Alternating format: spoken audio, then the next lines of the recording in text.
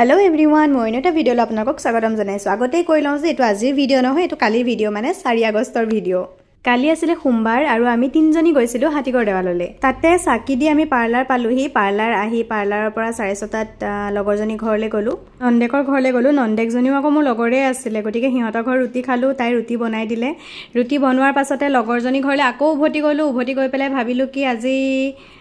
নিৰামিষ খাওঁ কাৰণ আজি সোমবাৰ আছিল দিনত মই যেহেতু ব্ৰত ৰাখিছিলো গতিকে ৰাতিলে নিৰামিষে খাইছো